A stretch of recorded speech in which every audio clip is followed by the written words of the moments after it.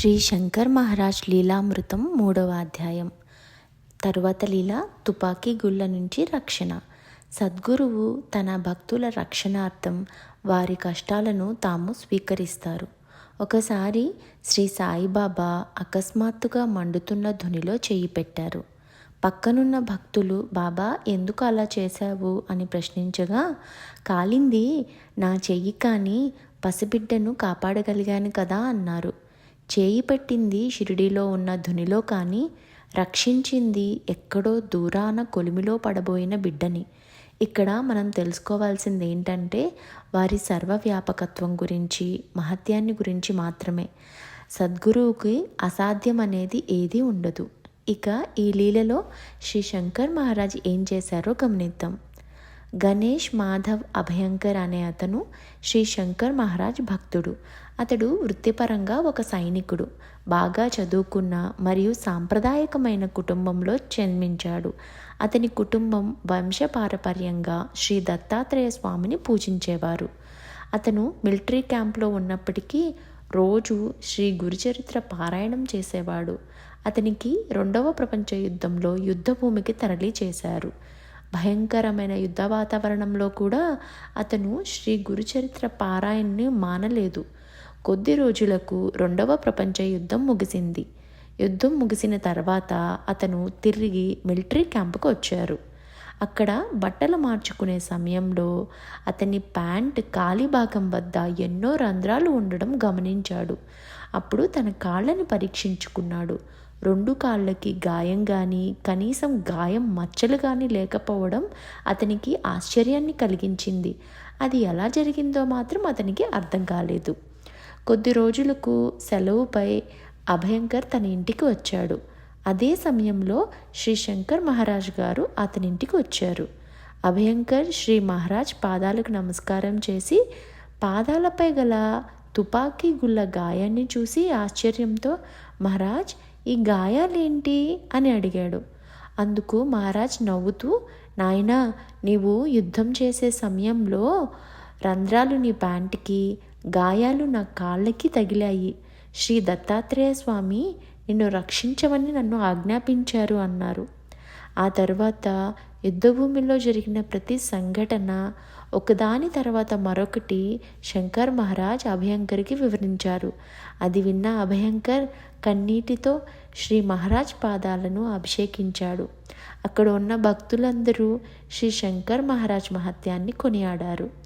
వారి భక్త సంరక్షణ ఈ విధంగా వారి సమాధి అనంతరం కూడా కొనసాగుతూనే ఉంది. ఆ తరువాత లీల ఖండయోగ అద్భుతం. ఒకసారి సద్గురు శ్రీ శంకర్ మహారాజ్ గారు కలకత్తా నగరాన్ని దర్శించారు. వారు ఒకే ప్రదేశంలో ఎన్నో రోజులు కూర్చుని ఉన్నారు. పగలు, రాత్రి, వాన, చలి ఇవేమీ వారిని ఆ స్థితి నుండి కదిలించలేకపోయాయి. రోజు వారిని ఒక సంపన్న కసాయి చూసేవాడు. అన్ని దినాలు అలాగే కూర్చున్నారు కాబట్టి ఈయన మహాసిద్ధ పురుషుడైనా అయి ఉండొచ్చు అని ఆలోచించుకొని అతడు ఆయన్ని తన ఇంటికి ఆహ్వానించాలనుకున్నాడు. అతను ఆయన్ని వాళ్ళ ఇంటికి తీసుకొని వెళ్ళారు. అతని కుటుంబం అందరూ కలిసి శ్రీ మహారాజ్కి సకల మర్యాదలు చేశారు. ఆయన ఒక గదిలో ఒంటరిగా కూర్చుని ఉన్నారు. ఎంతో సమయం గడిచిపోయినందువల్ల మహారాజ్ ఏం చేస్తున్నారో చూడాలని ఆ కసాయి ఆ గదిలోనికి వెళ్ళాడు. అప్పుడు అక్కడ ఉన్న మహారాజును చూసి అవాక్కైపోయాడు. ఇంతకు ఆ గదిలో ఏం జరిగిందంటే శ్రీ శంకర్ మహారాజ్ వారు తల, మొండెం, కాళ్ళు, చేతులు అన్నీ వేటికవి విడివిగా తలకు చోట పడి ఉన్నాయి. అది గమనించాడు అతను భయంతో తన కుటుంబం అందరికీ చూపించారు. అందరూ కూడా చాలా భయపడి ఆతృతతో శంకర్ మహారాజ్ వారిని ప్రార్థించారు. అది శ్రీ శంకర్ మహారాజ్ వారి యొక్క ఖండయోగ ఫలితం. ఆయన ఆ కసాయితో ఇలా అన్నారు, నీవు నీ దుకాణంలో ఎన్నో అమాయక జీవుల్ని రోజూ చంపుతున్నావు కదా, అవి చేసే రోదన నీకు తెలియడం లేదా? నా శరీర భాగాలు విడిపోయినప్పుడు మాత్రం నువ్వు చాలా దుఃఖించావు కదా. ఆ అమాయకపు ప్రాణిహింస వలన నీవు ఎంత పాపం సంపాదించుకున్నావో తెలుసా అని అన్నారు. ఆ రోజు నుంచి అతను తన మాంసపు దుకాణాన్ని మూసివేసి శ్రీ మహారాజ్ ఆశీర్వాదంతో వేరే వ్యాపారం పెట్టుకుని సుఖంగా జీవించాడు. శ్రీ మహారాజ్ గారి కండయోగం ఒక కసాయి జీవితాన్ని మార్చి మంచి మార్గంలో పెట్టింది. ఆ తర్వాత విషయం స్వర్ణ గణపతి. శ్రీ శంకర్ మహారాజ్ పూనాలో ఒక భక్తుడింటికి వెళ్ళారు. ఆ ఇంటి వారంతా వారికి తగిన మర్యాద చేసి శ్రీ మహారాజ్ గారు కూర్చున్న తర్వాత వారి పాదాల చెంత కూర్చునున్నారు. అంతలో మహారాజ్ లేచి వారి పాయఖానాలోకి వెళ్ళి ఆ కుటుంబం వారిని దాన్ని తవ్వమన్నారు. చక్కగా అమర్చుకున్న టాయిలెట్ తవ్వటం వారికి ఇష్టం లేకపోయింది. కానీ దానిలో ఏదో రహస్యం ఉంటుంది అని ఎవరి మాట లెక్క చేయకుండా ఒకతను తవ్వకం ప్రారంభించాడు. ఒక్కటే కంపు చెడు వాసన భరిస్తూ అతను త్రవ్వకం అలాగే కొనసాగించాడు. దానికి తగ్గ ఫలితం వెంటనే అతనికి లభించింది. అతని చేతికి బంగారు గణపతి విగ్రహం. కుటుంబ సభ్యులందరినీ శ్రీ శంకర్ మహారాజ్ ఆశీర్వదించారు. వారు ఆ గణపతి విగ్రహాన్ని పూజలో ఉంచుకున్నారు. ఇప్పటికీ పూనాలో వారింటి యందు ఆ విగ్రహాన్ని చూడొచ్చు. ఆ తరువాత లీల మరణించి మళ్ళీ జీవించిన వ్యక్తి. ఒకసారి శ్రీ శంకర్ మహారాజ్ సెలూన్లో కూర్చుని గడ్డం గీయించుకుంటున్నారు. ఉన్న ఫలంగా లేచి వెళ్ళిపోయారు. ఒక వీధిలో దహనపు ఏర్పాట్లు జరుగుతున్నాయి. శవాన్ని పాడెపై పరుండబెట్టి తక్కిన ఆచార వ్యవహారాలు జరుపుతున్నారు. అంతలో శ్రీ శంకర్ మహారాజ్ ఆ శవంపై కూర్చుని, లే, ఎక్కడికి వెళ్ళేది? నీవు ఆధ్యాత్మికంగా చేయాల్సిన పని చాలా ఉంది, తక్షణమే లే అని తన దారిని తాను వెళ్ళిపోయారు. శవాన్ని ఎత్తుకుని చివరి యాత్ర జరుపుదామని సన్నాహం చేస్తున్నవారు, దహన కార్యానికి హాజరైన వారందరూ కూడా ఇది చూసి చాలా ఆశ్చర్యపోయారు. మహారాజ్ చేసిన అసాధారణమైన ఈ అద్భుతమైన కార్యానికి విచలితులయ్యారు. అంతలో దత్తా దత్తా అంటూ చనిపోయిన వ్యక్తి లేచి నించుని అరుస్తున్నాడు. మరణించిన వ్యక్తి మరలా జీవించాడు. అక్కడి జనమంతా శ్రీ శంకర్ మహారాజ్ కోసం చూడగా ఆయన ఎక్కడా కనిపించలేదు. ఇలా మరణించిన వాళ్ళని బతికించటం అనేది చాలా అరుదు. పూనావాసి అయిన రఘువీర్ అనే మ్యూజిషియన్ తను చూసిన రష్యా అనే గ్రంథాన్ని ఇలా రాశాడు. అందులో ఒక సందర్భంలో రష్యాలో సాధారణంగా చలి ఎక్కువగా ఉంటుంది అని రాసి ఉన్నారు. అక్కడ రష్యాలో జరిగిన మహారాజు వారి యొక్క లీల గురించి చెప్తున్నారు. చలికాలంలో ఇల్లు వదిలి బయటికి రావడానికి ఎవరూ ఇష్టపడరు. తప్పనిసరి పరిస్థితిలో రావాలన్నా ఒకదానిపై మరొకటి లాంగ్ కోటులు ధరించి బయటకు వస్తారు. అటువంటి మాస్కో వీధుల్లో ఒక అతను ఒకే కోటు వేసుకుని దర్జాగా తిరుగుతుండడం మాస్కో ప్రజలందరికీ తెలుసు. అతను హిందీ తప్ప మరో భాష మాట్లాడి ఎరగడు. అతను ఎవరో కాదు, శ్రీ శంకర్ మహారాజ్. ఇలా అని చెప్పేసి ఆయన వారి యొక్క గ్రంథంలో రాసుకున్నారు. మరికొన్ని శ్రీ శంకర్ మహారాజు వారి యొక్క లీలలు విందాము. శ్రీ శంకర్ మహారాజ్ గారి జీవితం అంతా అనేక లీలా ప్రదర్శనలతో నిండి ఉంటుంది.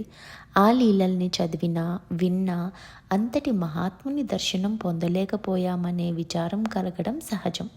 వారు సమాధి చెందిన నిత్యం వారి భక్తుల రక్షణలో అప్రమత్తమై ఉంటారు.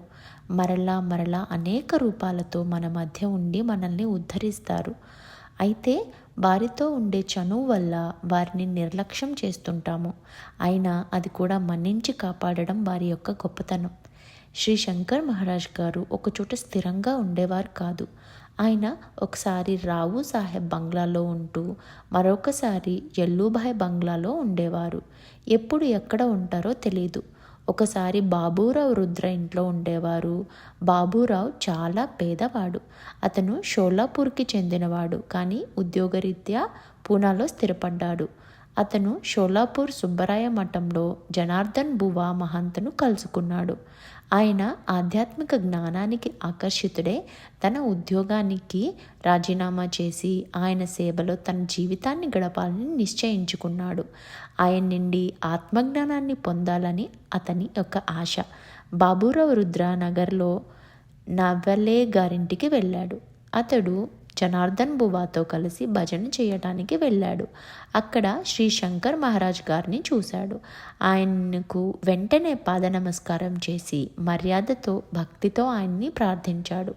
అతని ప్రార్థనను అంగీకరించి ఒకసారి అతని ఇంటికి వెళ్ళారు మహారాజ్.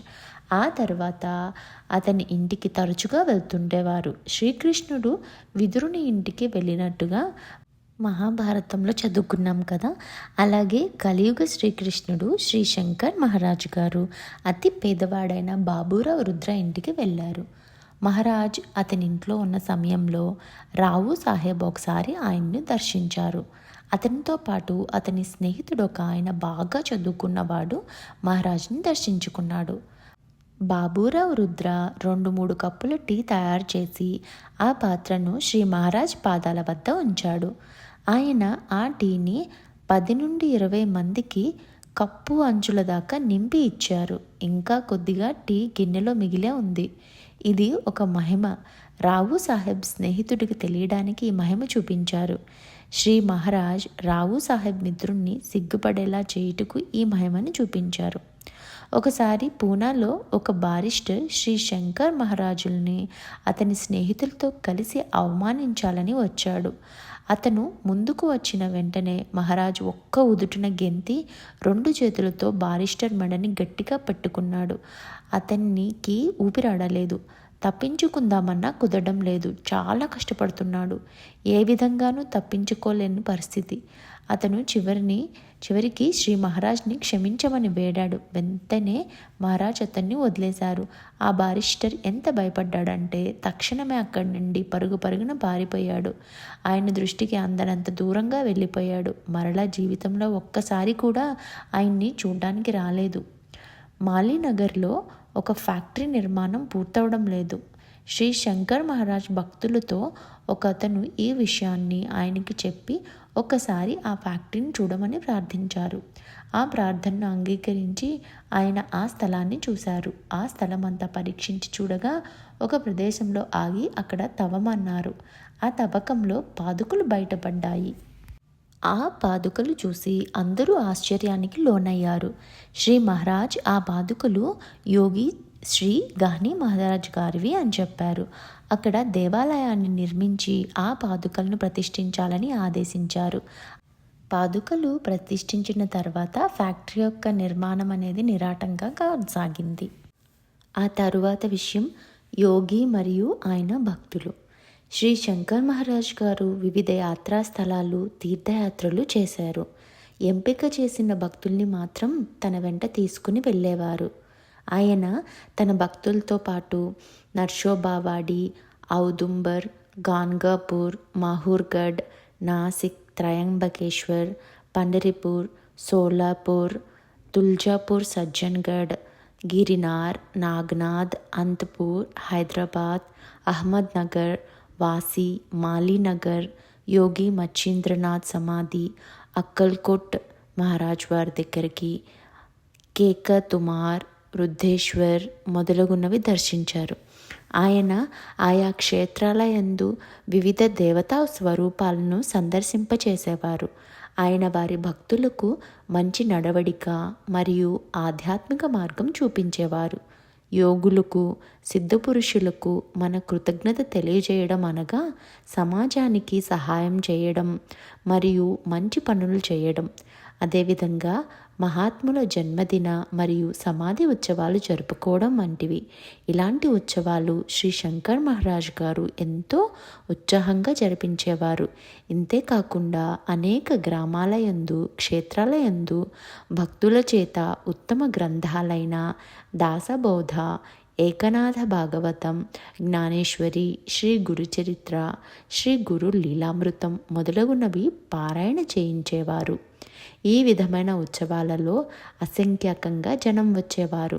శ్రీ శంకర్ మహారాజ్ అందరికీ భోజనం ఏర్పాటు చేసేవారు. శ్రీ శంకర్ మహారాజ్ ఈ విధంగా చేయడానికి గల కారణం ప్రజలు కుల మత ద్వేషాలు విస్మరించి కలిసిమెలిసి ఉండాలని. ఇదే విధమైన సంఘటనను శ్రీ షిరిడి సాయిబాబా చరిత్రలో కూడా మనకు కనిపిస్తాయి. నగర్లో నివసించే సోనావాబే ఇంటికి తరచూ శ్రీ శంకర్ మహారాజ్ వెళ్ళేవారు. మహారాజ్ అతన్ని ఎప్పుడూ కీర్తనలు గాయనం చేయమని అడిగేవారు. అతడు కీర్తనలు గానం చేసేటప్పుడు ఆనందంతో నృత్యం చేసేవారు.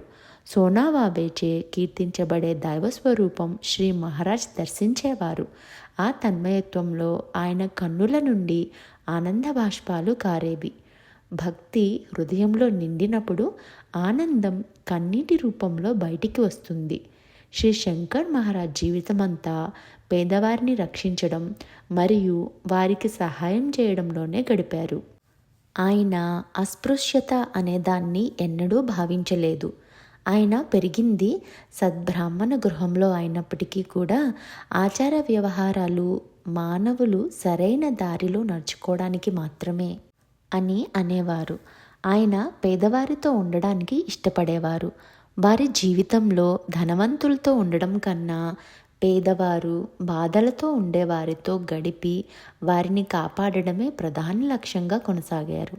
ధనవంతులైన వారు సత్కార్యాలు చేసి భగవంతునికి దగ్గర కావాలని కోరితే మరుజన్మలో ధనవంతులు కారు, కానీ భక్తులుగా నిలబడతారు. వారు త్యాగధనులు అనబడతారు. తక్కెడలో ఒకవైపు ధనం, ఒకవైపు భక్తి పెడితే వ్యక్తికి ప్రియమైనది ధనము, భగవంతునికి ప్రియమైనది భక్తి అని తెలియాలి. తరువాత విషయం యోగులతో కలియక. శ్రీ శంకర్ మహారాజు గారు ఎంతోమంది యోగులను కలిశారు. మంచి సాధకుల్ని, నిజమైన యోగులను కలిసి వారిని మర్యాద చేసేవారు. ఒకసారి ఒక వృద్ధ సాధువును కలిశారు. ఆయన శ్రీ శంకర్ మహారాజును కలవడానికి వచ్చారు. వస్తూనే శ్రీ మహారాజును చూసి నవ్వడం మొదలుపెట్టారు. మరి మహారాజు మాత్రం ఏం తక్కువ, ఆయన కూడా చాలా గట్టిగా నవ్వడం ప్రారంభించారు. అలా చాలా సమయం గడిచిపోయింది. వచ్చిన వృద్ధ సాధువుని ఆలింగనం చేసుకున్నాక ఆ వృద్ధ సాధువు బయలుదేరి వెళ్ళారు. ఆయన వెళ్ళిన తర్వాత శ్రీ శంకర్ మహారాజ్ ఆయన గురించి ఇలా చెప్పారు. ఆ వృద్ధ సాధువు మాట్లాడిన ప్రజలకెంతో మేలు కలుగుతుంది.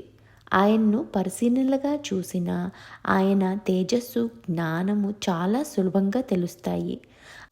ఆయన గొప్ప తత్వజ్ఞానాన్ని ఈ ప్రపంచానికి అందించగలడన్నారు. అలాగే తత్వవేత్త శ్రీ జిడ్డు కృష్ణమూర్తి పూనాలో ఒక ఆధ్యాత్మిక ఉపన్యాసం ఇవ్వడానికి వచ్చారు. ఆ ఉపన్యాసం పూర్తయ్యాక ఆయన పూనా రైల్వే స్టేషన్కి వచ్చారు. అక్కడకు శ్రీ శంకర్ మహారాజు వచ్చి ఒక తులసి మాలతో ఆయన్ను సత్కరించి సంభాషించారు. ఆ తర్వాత ఆయన్ను ఆలింగనం చేసుకుని వీడ్కోలు ఇచ్చారు. అదేవిధంగా శ్రీ మహారాజ్ శ్రీ మెహర్ బాబాని కూడా కలిశారు. జ్ఞానరత్న మహర్షి శ్రీ డూండి శాస్త్రి ఆలీబేగ్ వినోద్ శ్రీ శంకర్ మహారాజ్ గారిని రావ్ సాహెబ్ మహెందలే బంగ్లాలో కలిశారు. మహర్షి వినోద్ మరాఠీలో ధావాల్గిరి అనే గొప్ప ఆధ్యాత్మిక గ్రంథాన్ని రచించారు.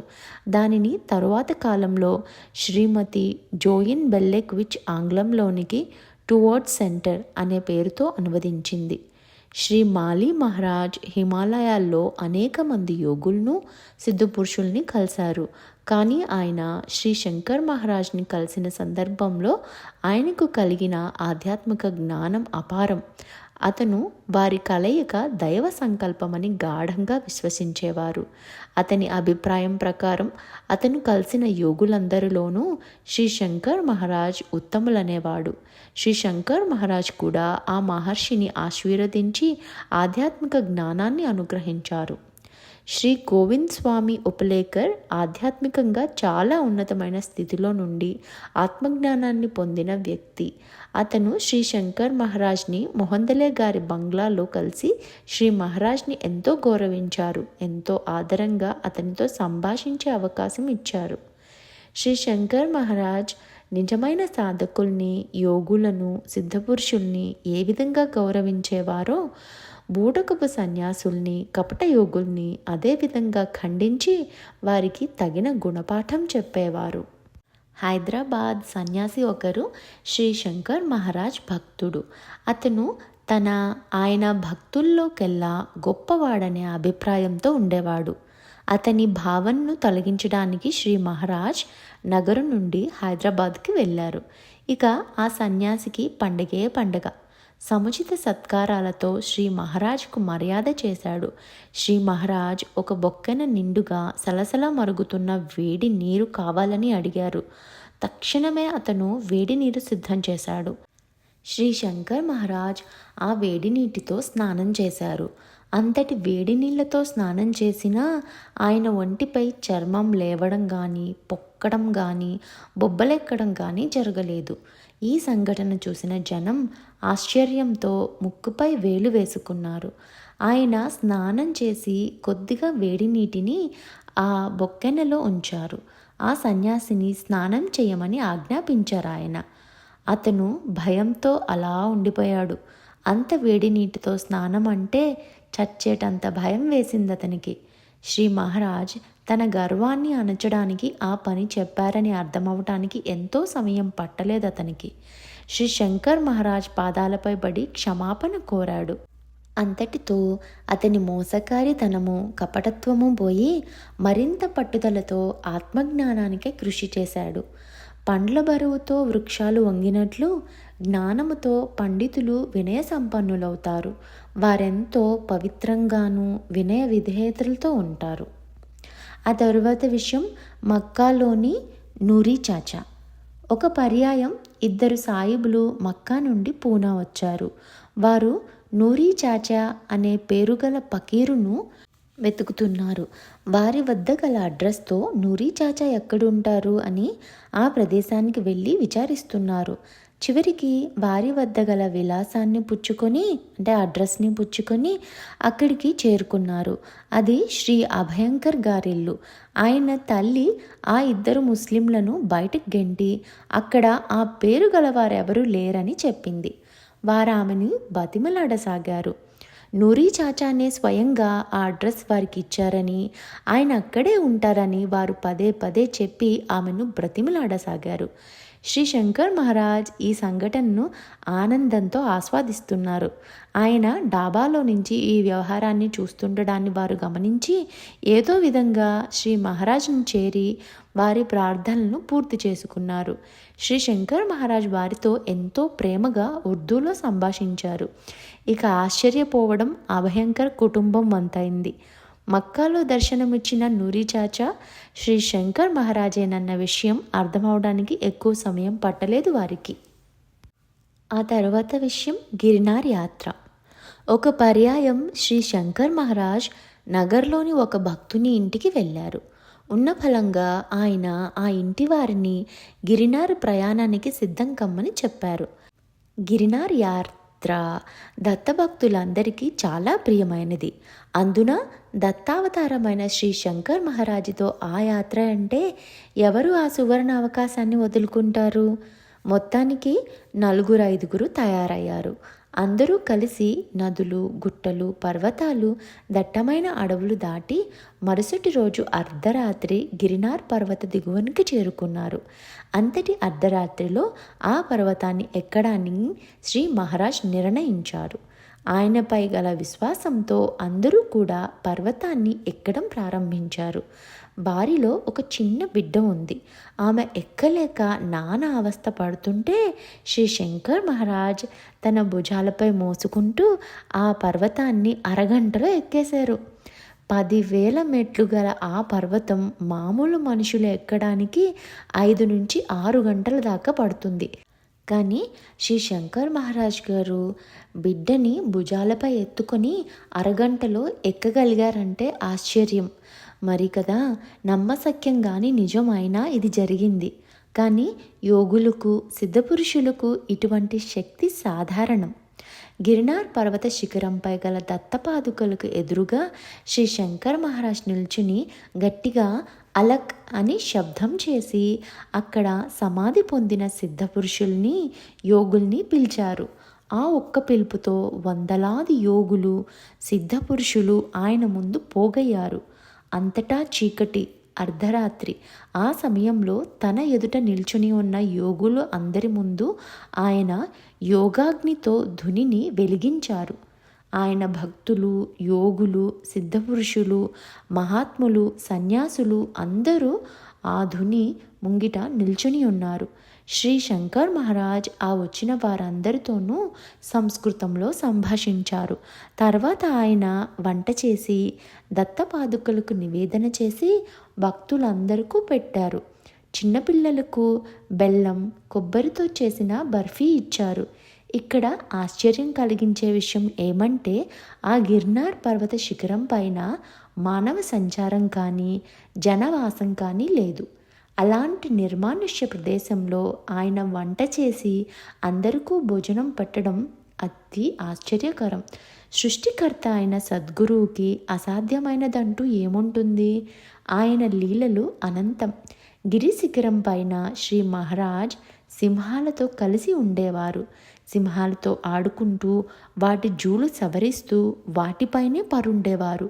ప్రతివారు ఆయన చర్యలకు ఆశ్చర్యపోయి తమ కండ్లను తామే నమ్మలేనట్లు ఉండేవారు.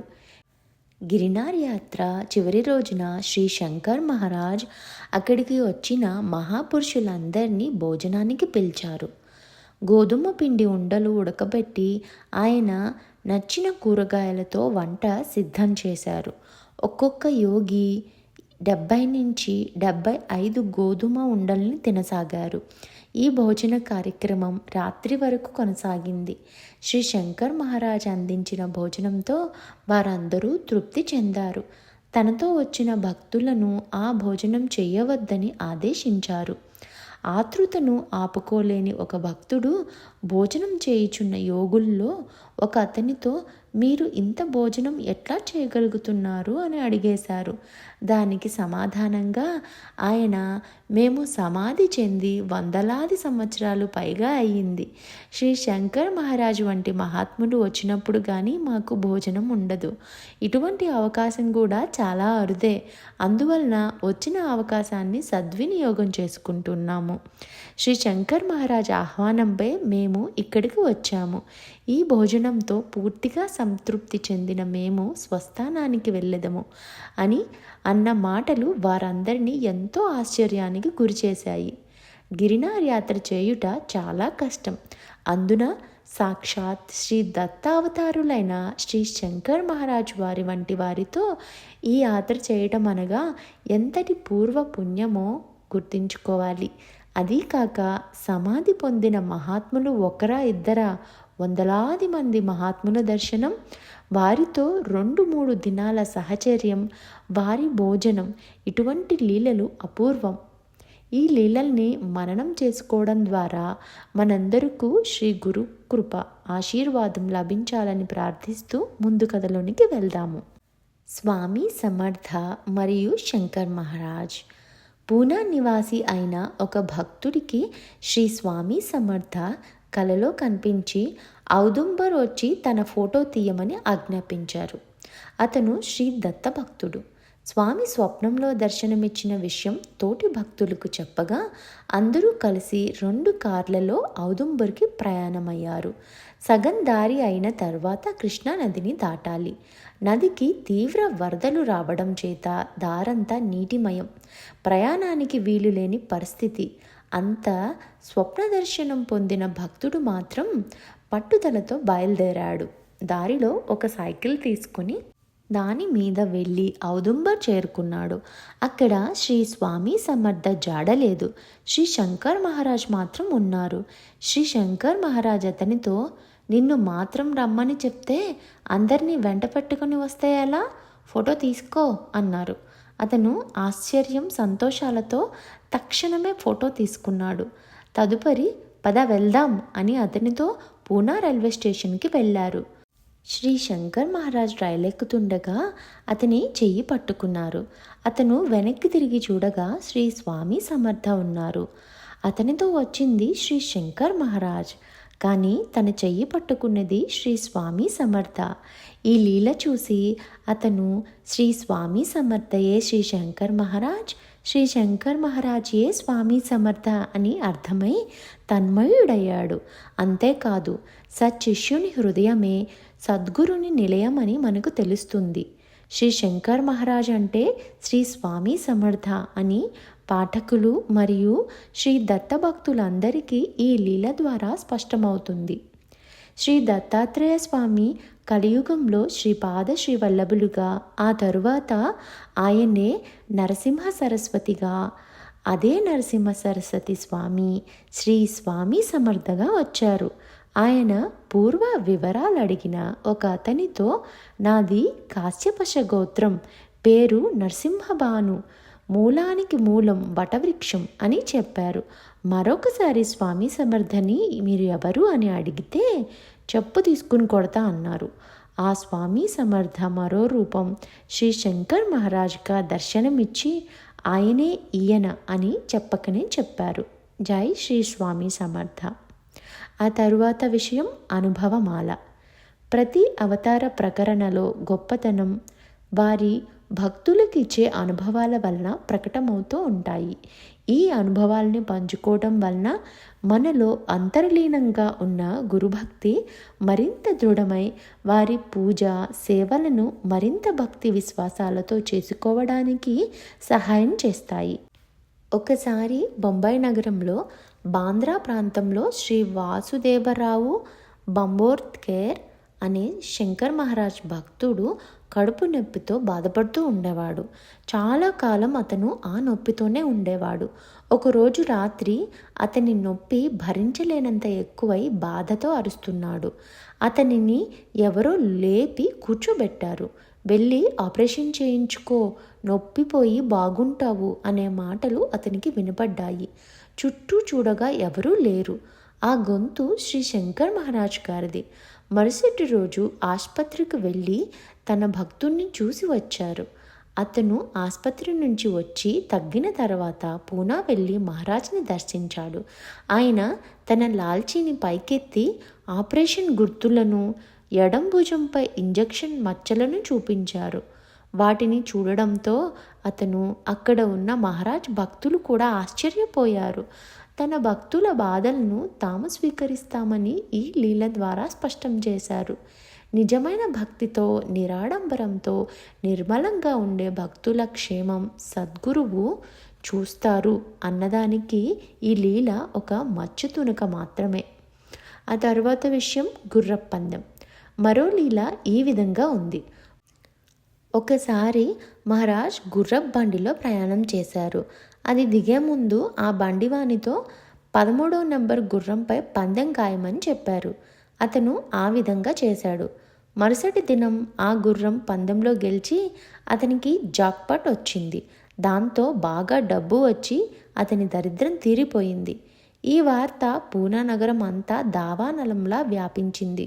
దాని ఫలితంగా అందరూ శ్రీ మహారాజ్ని గుర్రం నెంబర్ అడిగేవారు.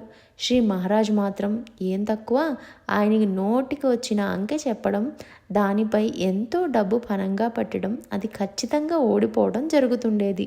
చివరికి విసిగి వేసారిన జూదగాళ్ళు మహారాజ్ని, స్వామి ప్రతిసారి మీరు చెప్పింది జరగడం లేదు ఏంటి అని ప్రశ్నించారు. అప్పుడు ఆయన సమాధానం ఇలా చెప్పారు. ఓ మూర్ఖులారా, బండివాడు కడు బీదవాడు. అతని భార్య జబ్బుతో బాధపడుతుంది. మందులు కొనే స్తోమత కూడా వాడికి లేదు. కనుక వాడికి సహాయం చేయడానికి గుర్రం నెంబర్ చెప్పాను. మరి మీకు సరదాకి కాలక్షేపానికి పందెం కాసి ఆ డబ్బుతో మజా చేస్తారు. మీలాంటి వారికి ఎందుకు చెప్పాలి? అందుకే ప్రతిసారి తప్పు నెంబర్ చెప్పాను. అయినా మీరు నన్ను అడగడం మానలేదు. ఇప్పటికైనా బుద్ధి తెచ్చుకోండి అని అనగానే వారందరూ అక్కడి నుంచి వెళ్ళిపోయారు. ఆ తర్వాత విషయం గాన్గాపూర్ దర్శనం. శ్రీ మహారాజ్ గాన్గాపురం వెళ్ళారు. ఆయన అక్కడ గల నిర్గుణ పాదుకలను దర్శించుకోవాలని మందిర ప్రవేశం చేయబోగా అక్కడ గల పూజారి శ్రీ మహారాజ్ బ్రాహ్మణుడు కాదు అనుకొని వారిని అడ్డగించి గెంటేశారు. వారు ఏమీ బదులు చెప్పకుండా వెలుపలికి వచ్చి రుద్రపాద తీర్థం వద్ద కూర్చున్నారు. ఆ సమయంలో నిర్గుణ పాదుకలకు అభిషేకం జరుపుతున్నారు. అక్కడ అభిషేకించే పాలు, నీరు అన్నీ మాయమవసాగాయి. చివరిగా పుష్పాలు అర్పించగా అవి కూడా మాయమైపోయాయి. దాంతో అక్కడ గల పూజారులకు చాలా భయం వేసింది.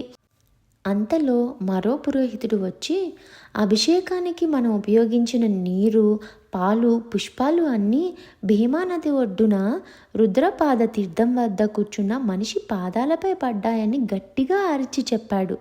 పూజారులందరూ ఒక్క ఉదుటున రుద్రపాద తీర్థానికి చేరుకుని చూడగా అక్కడ కూర్చుని ఉన్నది మహారాజే. వారు శ్రీ శంకర్ మహారాజుని చూసి ఆయన గొప్ప మహాత్ముడని, సాక్షాత్తు దత్తాత్రేయ స్వామి ఆ రూపంలో వచ్చారని తమ తప్పు తెలుసుకుని ఆయన పాదాలపై పడ్డారు. తమ తప్పు మన్నించమని ప్రార్థించి మందిరానికి ఆలయ మర్యాదలతో తీసుకుని వెళ్ళి నిర్గుణ పాదుకల దర్శనం చేయించారు. ఆలయ దర్శనానికి వచ్చే భక్తులలో మహాత్ములు కూడా ఉంటారు. వారెట్టి ఆడంబరం లేకుండా సాధారణ భక్తుల వలె ఆలయ ప్రవేశం చేస్తారు. నిజానికి వారికి ఆలయ ప్రవేశం, దర్శనం వల్ల కలిగే ప్రయోజనం అంటూ ఏమీ ఉండదు. కానీ సాధారణ మానవులకు శ్రేయస్సు కలుగుతుందని, వారికి దైవం పట్ల విశ్వాసం, భక్తి పెంచేటట్లు చేయడానికి మాత్రమే వారు తీర్థయాత్రలు చేస్తారు. ఇటువంటిదే శ్రీ మహారాజ్ గాన్గాపుర యాత్ర. మరియు అక్కడ గల పూజారులకు కనువిప్పు కలుగజేసి వారిలోని అహంకారాన్ని నిర్మూలించింది. దురహంకారపూరితులైన అర్చకుల వలన, దేవస్థాన నిర్వాహకుల వలన ఎందరో సామాన్యుల మనుషులు సంక్షోభానికి గురి అయి భక్తి ప్రపత్తులు సన్నగిల్లుతాయి. దేవాలయాలలో ప్రతిష్ఠించబడిన మూర్తుల యొక్క తేజస్సు తగ్గి కళావిహీనమవుతాయి. మహాత్ముల ద్వారా ఈ రెండు లోపాలు సరిచేయబడవలసి ఉన్నది. పూజారుల, కార్యనిర్వాహకుల అవలక్షణాలను తొలగించుట మరియు దేవతామూర్తులను దృష్టితోనే మహిమపరచుటే అన్నది జరగవలెను. తిరిగి దేవతల మహిమ చేత భక్తులు ఆకర్షింపబడతారు. అందుకే పుష్కరానికి ఒకసారి కానీ లేక అర్ధ పుష్కరానికి కానీ మహాకుంభాభిషేకము, కళావాహనములు నిర్వర్తిస్తుంటారు. ఇంతటితో 3వ అధ్యాయం సమాప్తం.